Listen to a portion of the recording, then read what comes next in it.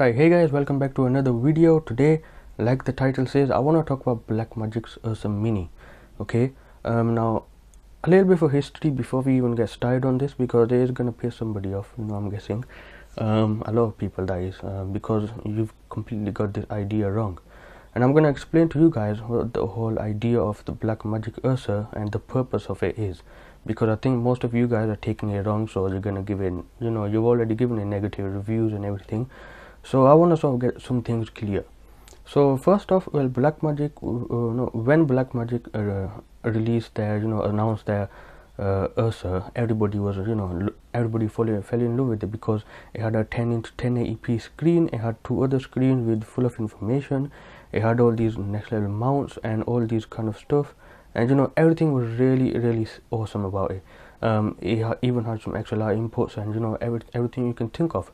But the only problem was it was a little bit too heavy, I would say, and and I think it was 12 pounds or something. But if you rig it up, it goes all the way up to 16 pounds, which which is really heavy. That's not nice. So to compensate that, they actually decided that they would release another camera, and that was called the Ursa Mini, and that's what I'm here to talk about.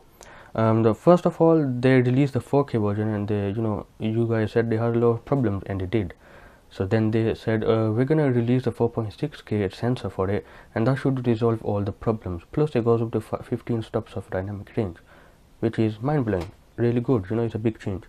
So yeah, that's where you guys that's where I think you guys are confused. So it's not a camera where you just pick it up and you start shooting whatever you want. Heck, it even goes just up to 800 ISO, which is not good at all. I might be shooting at 800 ISO, but it's not good. You guys can probably tell.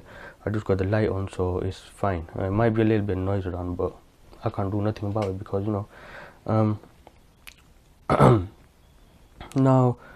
I'm not shooting on a cinema camera or any expensive camera. In fact, I'm shooting on a compact camera with the light on top of it on a hot shoe. So yeah, that's what this looks like.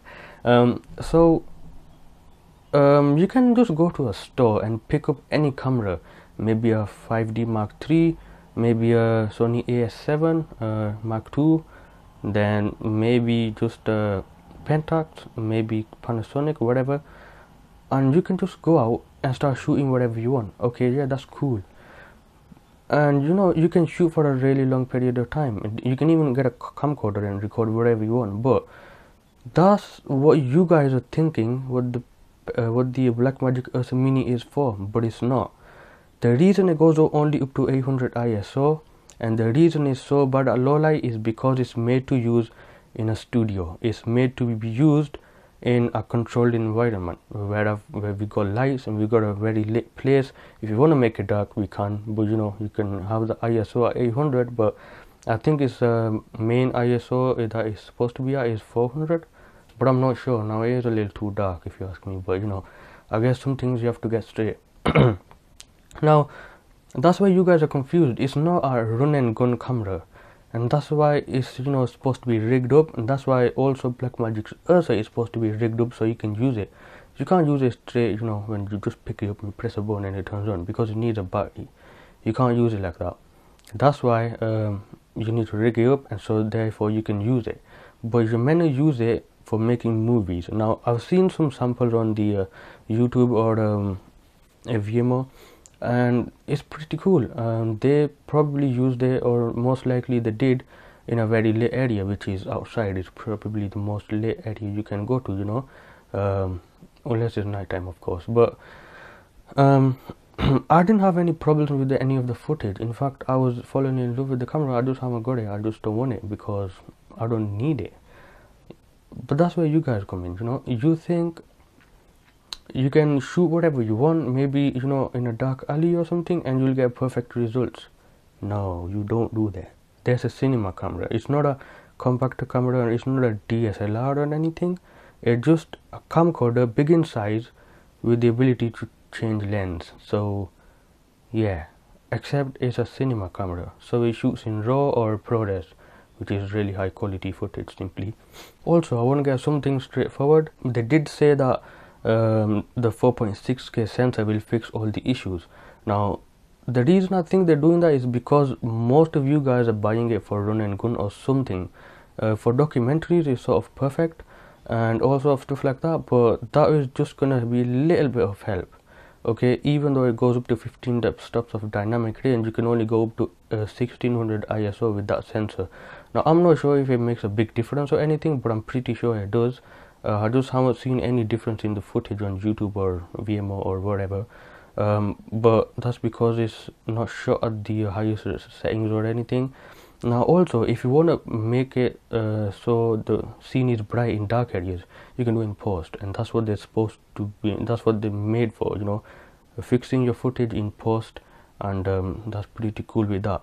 Now yes, I know it brings in some noise, a lot of noise, and that's why I think it is important for Blackmagic to put at least 3200 ISO, but other than that, it's just a cinema camera, you know. You many use it in a studio where all this green screen is and stuff, where they make movies, that is, and everything should be lit over there. If it's not, then that's not a proper studio or something now, is it? But either way, I think I've got my message through. The camera is not made for run and gun shoot. Now I know you're supposed to be doing that, that's why it's made a little smaller, but you can't do that in really low lit areas, because, and the reason you guys do that is because you guys are consumers. You just want it for making YouTube videos or anything. For that, I think it's just overkill. It's made for making movies which go on a big screen, but obviously you can use it for anything you want, maybe documentaries or anything, and that'll be pretty fine. If you don't want to get it, that I'm not stopping you. I'm just saying that, you know, it's not made for run and gun shooting wherever you go. So it's not gonna, you're not gonna throw it inside a hole and say, oh look, it's gonna capture everything inside it, then we can pull it back out and see wherever it is. No, it's gonna be completely black, because, you know, it's not good at low light.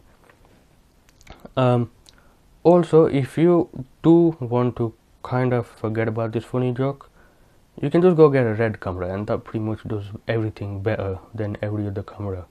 I don't know about the Alexa, but I don't know how the Alexa compares to the red camera, but in my opinion, I think I would go with the red because of the HDRX function, because it's amazing.